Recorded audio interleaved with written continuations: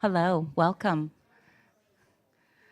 I'm going to get started right now, just really quickly, while people are settling down and grabbing some food. So please make sure you can continue on. And I'm Lori McPhee. I'm the Arts Research Center's Associate Director. And on behalf of ARC's Director, Beth Piatot, I would love to welcome you today. She is scurrying over right now from her class, so she will be here shortly. Please give her a chance to chat with her after this whole program. The Loft Hour is a year-long program that we developed to spotlight predominantly new arts faculty. This year, we've had an opportunity to expand a little bit, and we're so excited to be able to include this year Rizvana Bradley from Film and Media and Roshanak Kheshti from TDPS. They joined Berkeley during the pandemic. And so it felt like as we are welcoming new faculty, they still feel in some way new because we didn't have that chance to kind of, again, put that spotlight on you. So we're so excited to have them. And today they'll be in conversation with Patrice Douglas, who is from the Department of Gender and Women's Studies. So I'm so happy to have everybody here. And I wanted to do a quick bio for Patrice, and then Patrice will be introducing each of our speakers today. So Patrice Douglas is an assistant professor in gender and women's studies at UC Berkeley. She holds a Ph.D. and MA in culture and theory from the University of California, Irvine, an MA in ethnic studies from University of California, Riverside, and a BA in feminist studies and legal studies from the University of California in Santa Cruz. Her first book project, tentatively titled Engendering Blackness, the Ontology of Sexual Violence, examines the relationship between sexual violence and modern racial slavery, and finds it not only inseverable, but also fundamental to the structural predicaments facing Blackness in the present. By interrogating the sexual status of the slave, Engendering Blackness contends that the sexual violability of slaves is often misappropriated by frameworks on sexual violence, such as those espoused by feminist philosophy and feminist legal theory that privilege its occurrences as a question of ethics, power, and feminine orders of gendering. Rather, this book foregrounds Blackness as engendered by sexual violence, which forcefully reproduces Blackness corporeally and conceptually as a condition that lacks the capacity to ontologically distinguish its suffering from what it means to be human. Please welcome our lovely moderator, Patrice Douglas.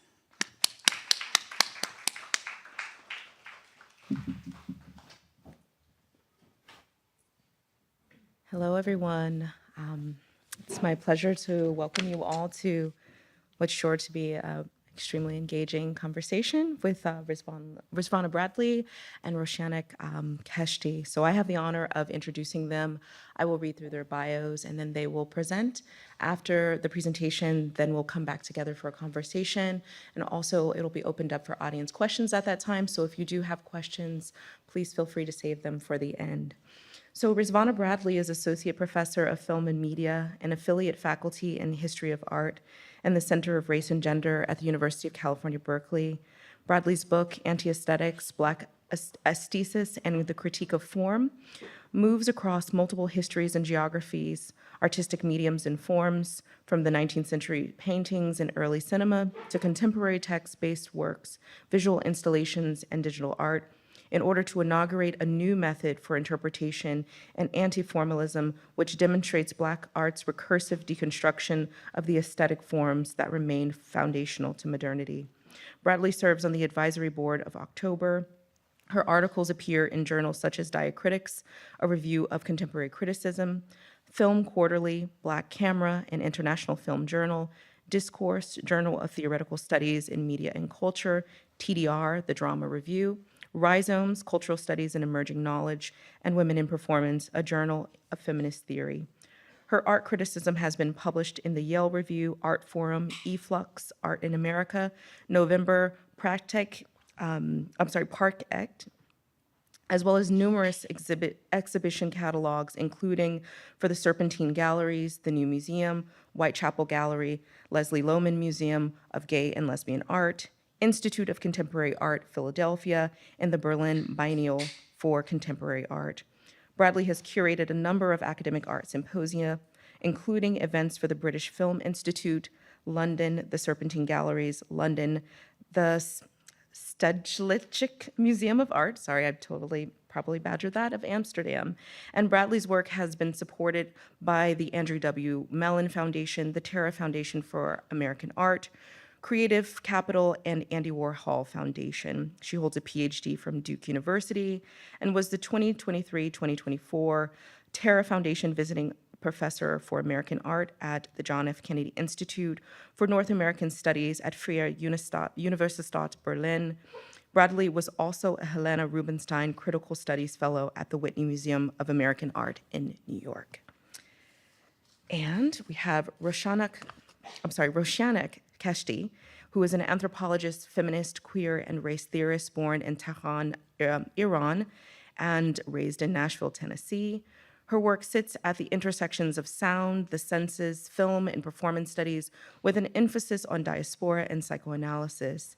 She is author of Modernity's Ear, Listening to Race and Gender in World Music from NYU Press in 2015, and Switched-on Bach from Bloomsbury Academic, 33 and a third, 2019. She is currently completing her third book, tentatively titled We See the Skin, Zora Neale Hurston's Synesthetic Hermeneutics. Sorry about that. She was previously published in the Radical History Review, American Quarterly, Current Musicology, Feminist Media Histories, Hypatia, Feminist Studies, GLQ, Theater Survey, and Sounding Out. Kheshti holds a Ph.D. in Cultural Anthropology from the University of California, Santa Cruz. I'll turn it over to Rizvana Bradley. Thank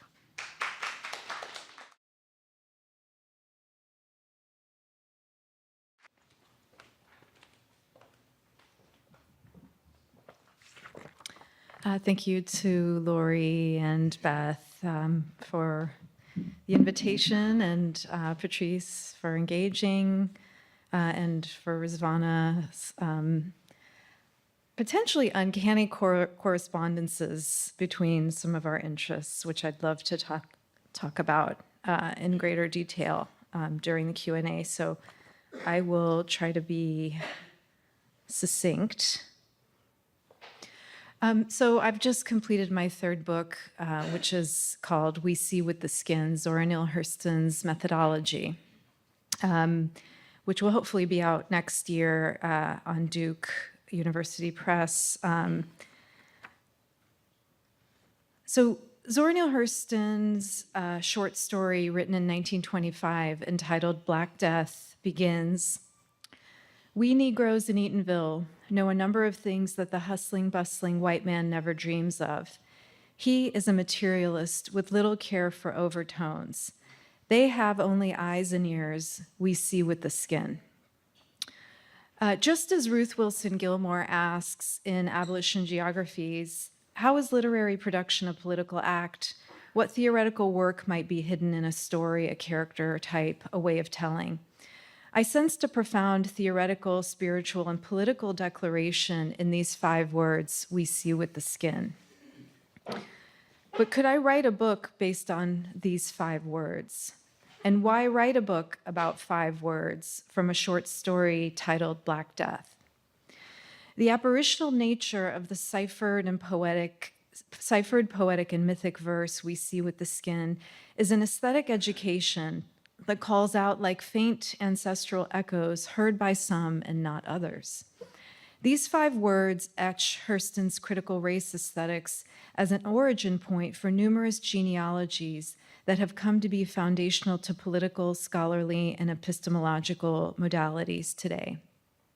Skin functions for Hurston not only as a haptic interface between an interiority and the surrounding world, but a performative medium, an organ that can see. I consider how Hurston's understanding of Black skin as seen and as seeing offers radical insight into racialized perception and Black consciousness. In this book, I reframe Hurston's corpus as a culturally infected aesthetic theory of sensibility that is never didactically spelled out, but rather performed. Skin is a porous, sensing medium that is more than an organ or an organization for perception. We see with the skin figures as the conceptual framework through which her aesthetic theory can be fleshed out. The synesthesia she maps there depicts a disorganization of a common sense that refuses the ordering of the aesthetic.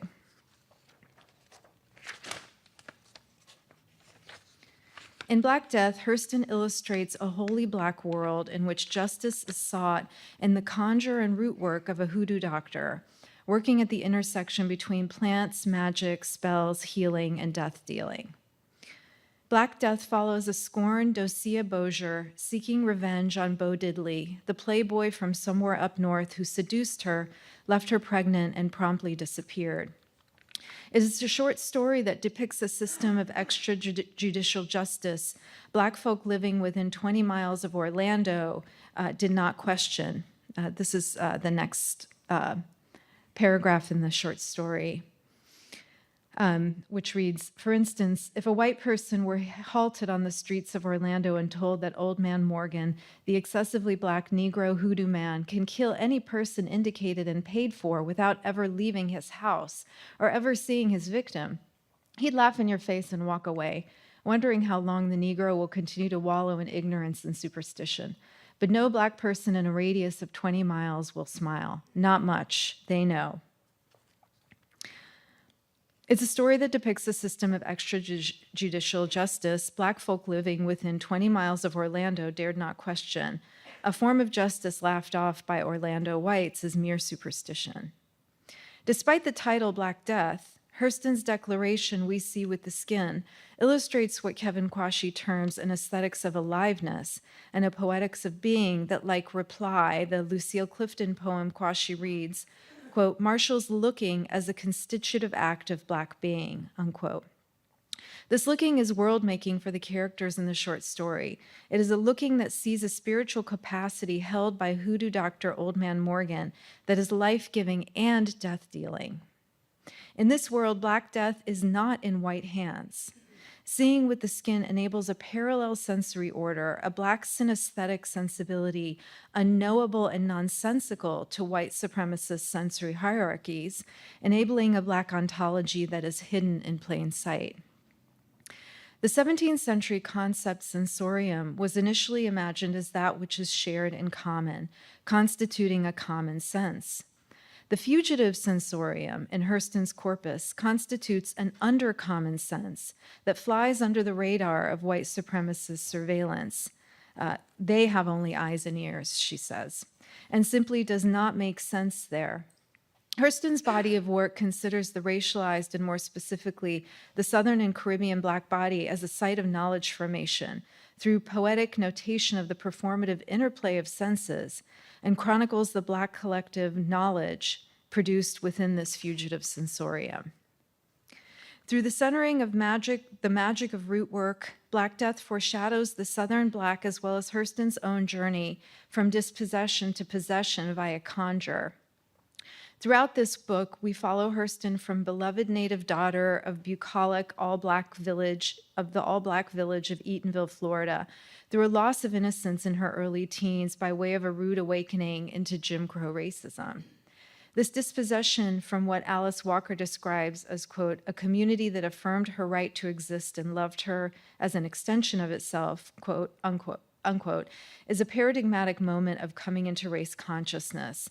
What Hurston herself calls a sea change, which I explore in chapter 4. This sea change is weathered, so to speak, in part through the revivifying world of hoodoo.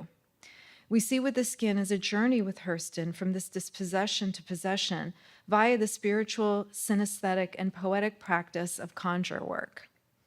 I pursue seeing with the skin a seemingly impossible, enchanted, fugitive sensory capacity as a methodology and a manifestation of Hurston's aesthetic theory. Conjure, root work, and magic are critical to Southern Black thrivance and become central to Hurston's methodology for both knowledge production and survival.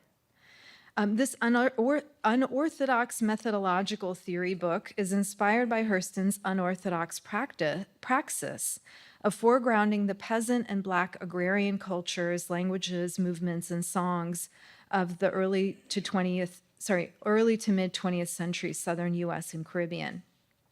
Hurston's embodied praxis is an origin point for a number of performance methods, including performance ethnography, a collaborative praxis of cultural production. Hurston's contributions to aesthetic theory and philosophy emerge through a praxis that both chronicles the crisscrossing of senses deployed by Southern Black folk as a survival strategy and a radical refusal of normative modes of sensing. As I go on to show throughout the book, Hurston's praxis included sound,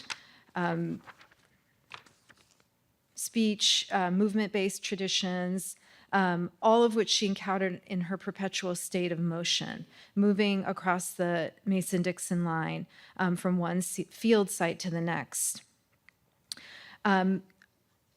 The declaration we see with the skin not only emphasizes the senses, but it centers a perceptual reconfiguration, what in neuropsychology is called synesthesia, and what I describe as a fugitive sensorium. As I illustrate throughout the chapters, Hurston both poetically exploited the synesthetic logic at the heart of race thinking, i.e. being colored, revealing not only its absurdities, but also its surrealist hyperbole and its excessive signification. But furthermore, her performance ethnographies cataloged an outside to that logic through what she called Negro expression, or Black speech acts, songs, dances, and other performances that perform different logics. And through hoodoo, she expressed a sensibility that could animate the object status of being colored with a power of a return gaze. Hurston documents through the fugitive sensorium of conjure work how Black skin can see. Zora Neale Hurston's synesthetic theory, seeing with the skin, and synesthesia is simply not simply, it's not simple at all, but it's the experience of a so-called, incorrect sensory perception through a particular sense organ. So tasting sound, for example, is an example of synesthesia. Her synesthesia spoke back to Enlightenment distinctions of perception and the senses. In Hurston's work, synesthesia represents a social and political condition, revealing the fundamentally flawed, deracinated, and genderless premises of aesthetic theory. Instead, seeing with the skin is presented as a theory and praxis of Southern Black aesthetics. We see with the skin chronicles ways of knowing in the undercommons that are disabled, devalued, and disciplined within the commons.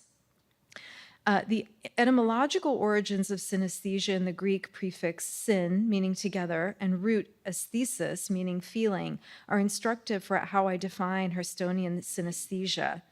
We see what the skin describes a collective form of synesthesia as together feeling, which represents a non-normative psychosomatic and somato-epistemological order that is both a theory of culture as well as a theory of sensibility. I'm going to skip ahead here, and I'd like to show you some of her work, which is multimodal, and I explore it throughout the book, some of the synesthetic qualities of her work. So in her over 40-year career as a field worker, she documented the Jim Crow South through photography, and these are some of the examples of her photography.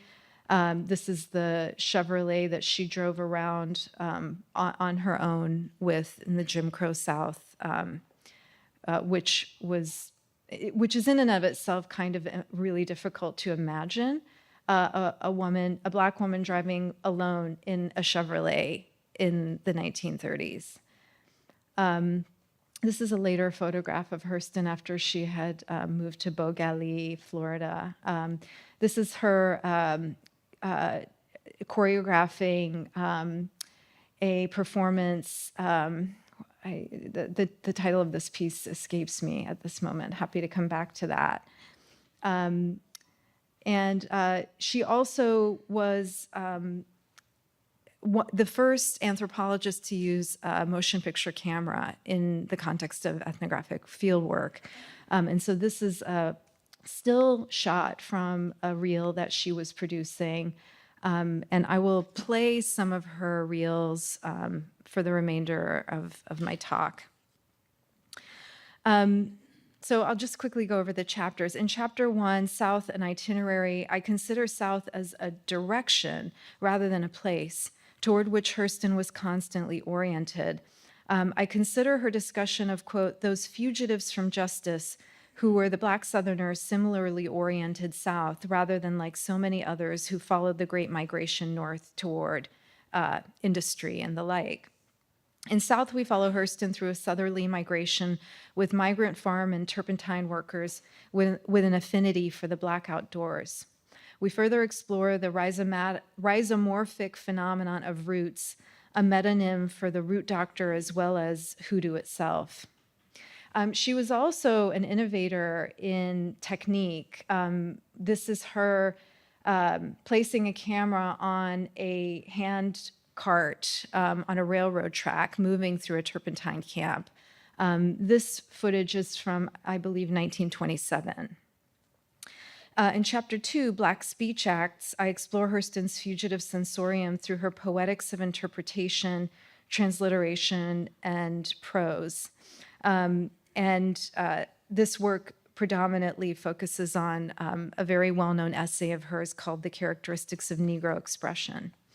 In chapter 3, Conjure Woman, I examine Hurston's corpus, her body of work, for a theory of the body, specifically a theory of racialized gendered perception made manifest through conjure work. So Hurston was an anointed conjure woman. She had been initiated through dozens and dozens of hours of ceremony, working with root doctors from throughout the South and Caribbean. Chapter 4, Sea Change, I follow Hurston as she undergoes a transformation reminiscent of the oceanic event of the Middle Passage.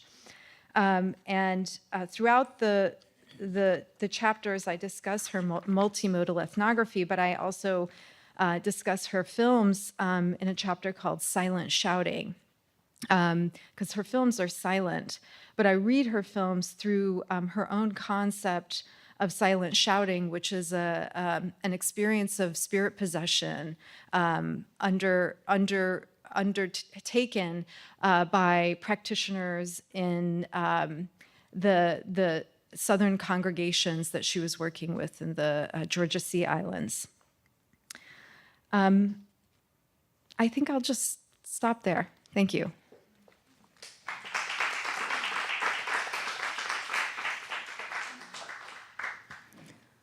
Hi, so we have about 10 minutes for conversation and Q&A. I will maybe start with a question, and then if there are questions from the audience, then we can go ahead and take those in our 10 minutes of time. So as you were both speaking, I was thinking a lot about process and sort of how, as thinkers and also writers, you arrive at the set of objects that you examine and understand. And I'm curious if you could talk a little bit more about how you arrive at sort of settling on the objects that you've explored in each of your works, specifically Zora Hurston's Black Death, but also Rizvana, you deal with an arrangement of objects and different art pieces across various mediums in your own work. And I'm just curious if you could talk us a little bit through your process and sort of settling on the things you've decided to explore in each of your books.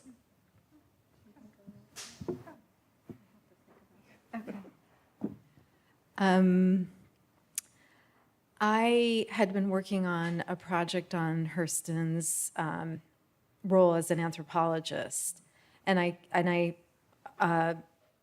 started that project in 2013. I started working with her audio recordings for my first book, and I discovered this short story in 2022 or 2023, so well into the project. And it completely reconfigured the framing for this massive archive that I had accumulated, because it was sort of shouting something at me that I really needed to listen to. And so I think it found me. So that sort of reoriented me entirely with this archive. I think, in my case, as I mentioned, I work and write about, and the book is all of the chapters, save for one, is are looking at living artists, right? So, the kind of simple answer is that a lot of the work and writing in the book resulted, from having several conversations over many years with living artists and thinking about their work and their process, but also, and their discrete processes, but also, I would have to say that a lot of the writing in the book, particularly, was motivated by a kind of, considerable amount of dissatisfaction with the way that a lot of work by contemporary Black artists gets written about. And that, I think, really was what, prompted the project in the first place, was to read against the grain of certain, kind of representationalist discourses, discourses that, to kind of repeat sort of a little bit what I said in the talk, discourses that privilege certain idioms over others, and thinking through their work by way of, a kind of initial prompting or orientation to kind of read against the grain. So that's sort of what I would say. But, each chapter, of course, takes up a different artist, thinking about each artist in relation to the histories of aesthetic modernity with which they, for me, are certainly in conversation and certainly involved in, reworking, and reworking the foundations of, and even, I think, radically dismantling the foundations of, the legacies of the forms of aesthetic modernity, is really, what kind of prompted the book project in the first place. Yeah. I can always ask lots of questions.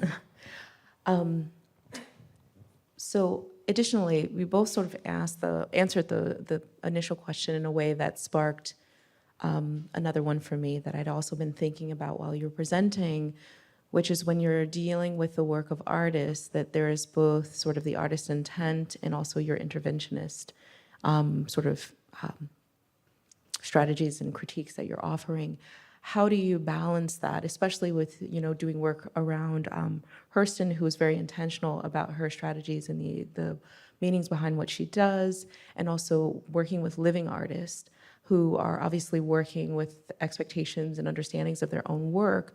How do you deal with contradiction, or at least with differing interpretations of what you're exploring that might push against what the artist might see for themselves, or might understand the sort of power or extent of what they're trying to produce or reproduce?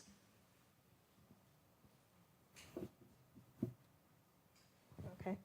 For me, an artwork always exceeds the intentions of its maker.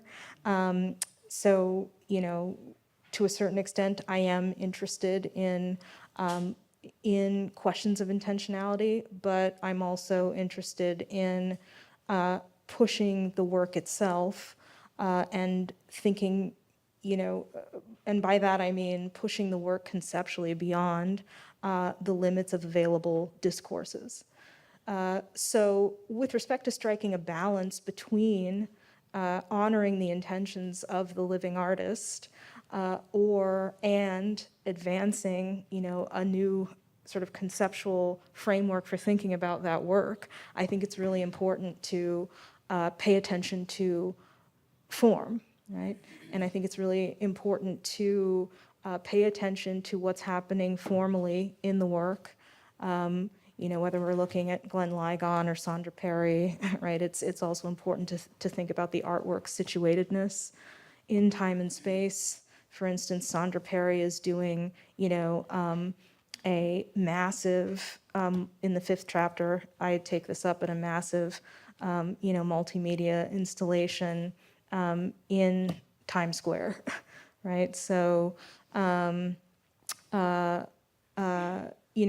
I think looking at the formal aspects of the work are really important, but I also think that, I'll let you speak. There is one other thing that I do want to say, but I'll. Well, I appreciate you emphasizing form because, I'm thinking about a figure who was an anthropologist on the one hand, but also a practitioner. And in this case, I'm not a literary theorist, right? And so I'm reading a kind of almost a vitality in her work that perhaps she never intended. Because in general, I think, the form, it has its own integrity, right? That exceeds the intentions of the maker or the limitations of the materiality of the content of the object. And so that encountering the integrity of that form is also a kind of moment of vitality, as a scholar, as a critic. So I have, I have experienced this process as kind of a wild ride, because every time there was a sort of turn that I took, around a corner, there was something really unexpected that caused me to completely rethink this project, which at this point has, been going on for 12 years. And so that suggests to me that, there's the form as it kind of goes on to live its own life, that exceeds the life of the author and is not simply about the author. There is something about that encounter that I have found to be really synergistic. Can I just follow up, or no? No? Oh, go ahead. I was just going to follow up on that and say that I like that you use the word encounter, because if you're looking at the work of an artist like Glenn Ligon, for instance, what is, I think, glossed over, and part of what the chapter in my book on Ligon is trying to do is think about precisely encounter, because he's, working with painting, but also, the engagement with painting happens through an encounter with literature, right? Yes, including Hurston, Baldwin, Ellison, and several others. So part of what needs to be thought about there is the space of encounter, and the kind of, interstitiality that breaks from form. And I think in, my work, I'm also trying to think about, kind of loose citation of Fred Moten or something, but like the making and breaking of forms, right? So I probably wouldn't emphasize something like the integrity of form, because I'm actually, interested in that making and breaking, which happens, at least in my analysis, through contemporary Black artistry's, insistent deconstruction of, early aesthetic modernity and its forms, which are imagined to possess a kind of, or attain a kind of coherence and integrity. So, I hope there's more time for conversation, because I actually see our projects as like, I guess, apposed with an A, not opposed, but apposed in really interesting ways. Technically, we are 1 minute over time. I know that went really fast. We can certainly continue that conversation to think about the apposed with an A versus the opposed. If you want to take that up maybe as the last point, or we could also just continue the conversation afterwards in person. This is up to you too. I'm just here as a conduit for your brilliance. Okay, sure. Try to be quick in responding. So I think, you know, when I'm referring to the integrity of form, maybe, you know, there's a kind of disciplinary distinction between an art historical sense of what that meant, and my intention, which is that that there is a vital thing that emerges as the object sort of propels forward in time to meet me. And so that is the encounter that I'm interested in, rather than the somehow that there is a kind of contained integrity of that object carries with it, that has nothing to do with me, you know. So it's the sort of dialogic encounter between me as an interpreter of that object and the object itself that I'm really interested in. Wonderful. Well, thank you both to Dr. Kheshti and Dr. Bradley, and to all of you for attending today. And thank you.